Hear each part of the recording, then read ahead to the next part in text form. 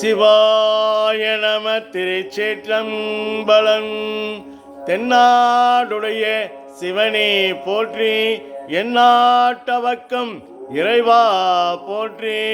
ராணிப்பேட்டை மாவட்டம் அம்மூர் ஐராவத மலையின் மேற்கு பகுதி மலை அடிவாரத்தில் அமைந்துள்ள அருள்மிகு சக்தி கிரீஸ்வரர் திருக்கோயிலிருந்து உங்களை தொடர்பு கொள்கிறோம். சித்தர் கிரியா வாசியோகம் மூலமாக உங்களை தொடர்பு கொள்கிறோம். நமது சித்தர்கள் ஞானிகள் காட்டிய அவ்வழியில் மகா அவதார பாபாஜி கூறிய கிரியா வாசி யோகம் பற்றி சிந்திக்க இருக்கிறோம். அதற்கு முன்னால் நமது உடலை பற்றி சிந்திக்கிறோம். உடல் அமைப்பை பற்றி, நமது உடல் செயல்பாடுகளை பற்றி நமது முழுமையாக தெரிந்து கொண்டால்தான் கிரியா வாசி யோகம் செய்யும் போது நாம் உடலில் இருக்கும் உள் உறுப்புகளை, நமது செயல்பாடுகளை பற்றி நமக்கு தெரிய வரும். முதலில் ஏற்கனவே காணொளியில் கூறியபடி செல்களை பற்றி சிறு விளக்கம் தந்தோம்.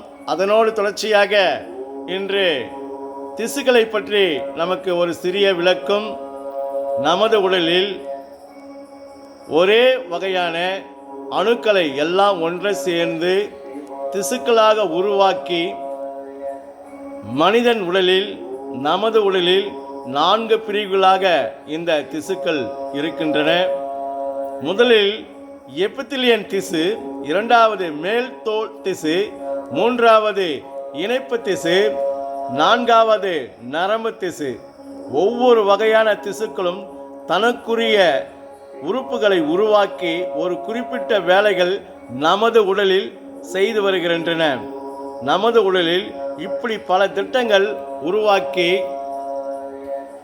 மேல் ஜவ்வும், மூச்சு பாதை, இரத்த குழாய்கள், வாய், தொண்டை, உணவுக் குழாய்கள் போன்ற பகுதியில் இணைக்கப்பட்டுள்ளன.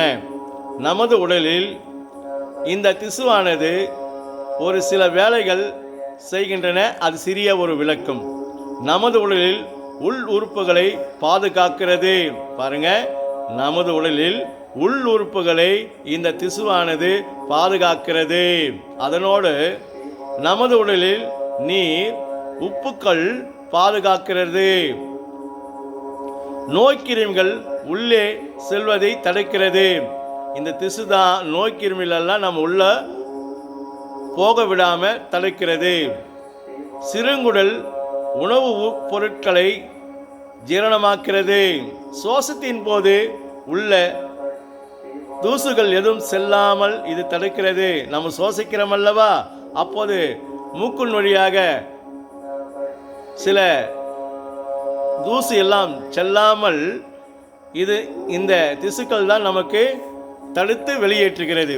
அதனோடு நமக்கு உடலில் உமிழ்நீர் சுரக்க இது உதவி செய்கிறது.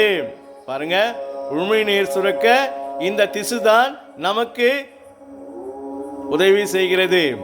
மற்றும் கல்லீரல், கணையம், உமிழ்நீர் சுரப்பிகளில் இது உள்ளன.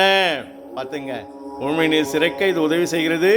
கல்லீரல், கணையம், உமிழ்நீர் சுரக்க இது முக்கிய பங்கை வகிக்கிறது.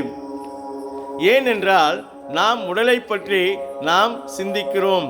நாம் உடலை பற்றி நாம் தெரிந்து கொண்டால்தான் நாம் கிரியா வாசி யோகம் செய்யும் போது உடலில் உள்ள உறுப்புகளை இயக்க செய்யும் போதும், அப்போது இது என்னென்ன வேலைகள் செய்கிறது, மூச்சு பயிற்சி செய்யும் போது உள் உறுப்புகளை என்னென்ன வேலை செய்கிறது என்று நாம் உணர முடியும்.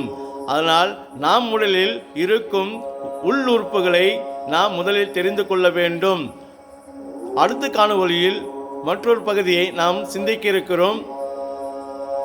அதனோடு உங்களுடன் விடைபெறும் அருள்மிகு சக்தி கிரீஸ்வரர் திருக்கோயில் சித்தர் கிரியா வாசி யோகம். சிவாய நம. திருச்சிற்றம்பலம்.